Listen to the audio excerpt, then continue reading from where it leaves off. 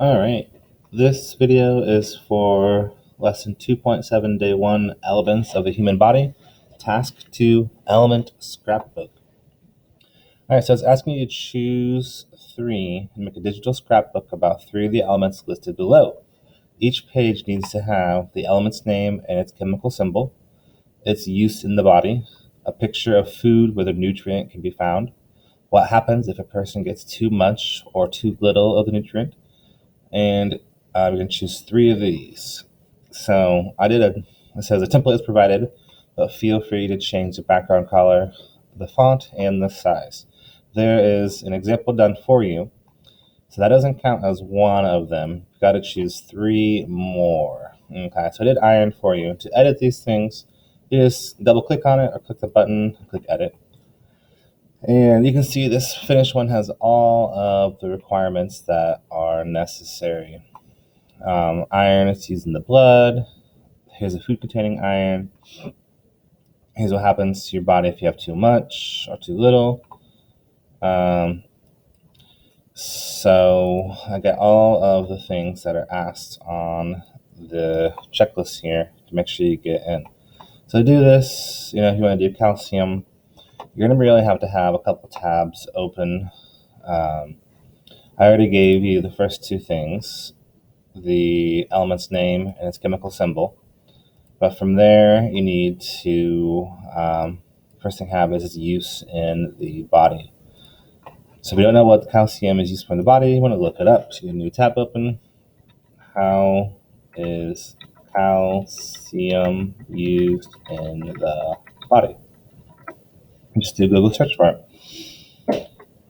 All right, here it is. The body needs calcium to maintain strong bones and to carry out many important functions. Also, calcium is stored in the bones and teeth, where it supports their structures and hardness. The body also needs calcium for muscles to move, for nerves to carry messages between the brain and every body part. All right, well, that's fantastic. So come back over here, and I need to insert a text box. So right now I'm just kind of shrinking this down a little bit so I have some space. All right. I don't like how that's at the bottom there, so I click on this to make it on the top. There we go. All right, so insert text box right here. Calcium is used in the bones. And I want to make sure I get everything here. And teeth to make them hard. It said something also about carrying muscles. The body also needs calcium for muscles to move and for nerves to carry messages between the brain and every body part.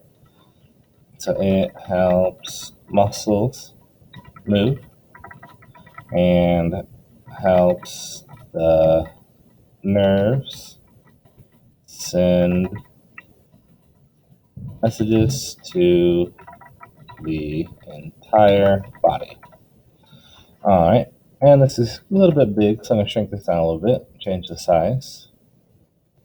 All right, next thing it's asking for is a picture of food where the nutrient can be found.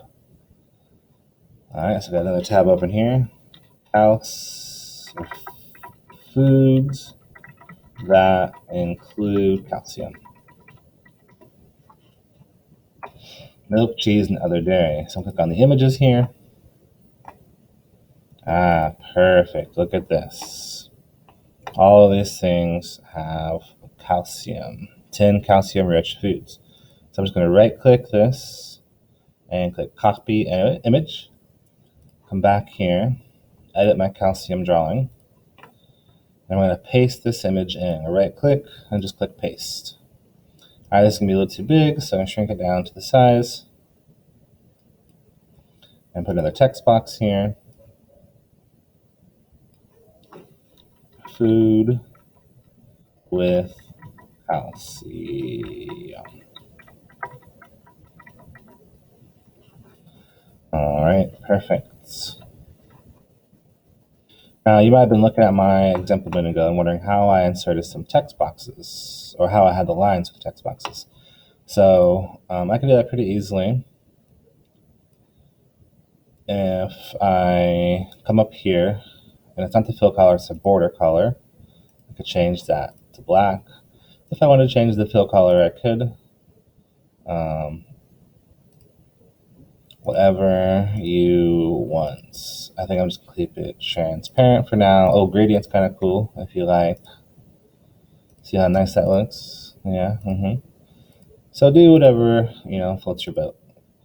I'll definitely have these outlined here. All right, so that's the food with calcium. Save and close. What's next on our list? What happens if a person gets too much or too little of the nutrients? All right, so I have myself a new tab.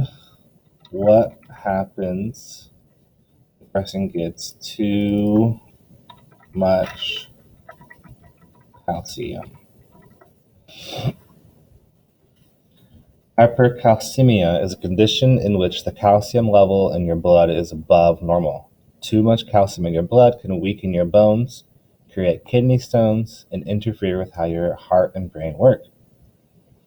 All right. So I'm going to come here, edit my drawing, insert another text box, and paste that in. And if I come up here, click clear formatting, it brings it to the formatting I have from above, which might be a little big, so shrink that down. And then there's one more question, which is what happens if a person gets too little calcium? So I come over here and literally just change much to little. See what it says.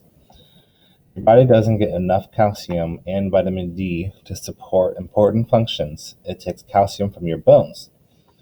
This is called losing bone mass. Losing bone mass makes the inside of your bones become weak and porous. This puts you at risk for bone disease, osteoporosis. All right, so go back here,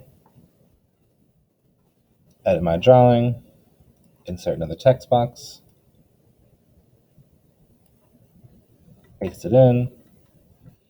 And actually there's a trick you can do. You can go paste without formatting, and that brings it in to the formatting that you already have. This is much too big.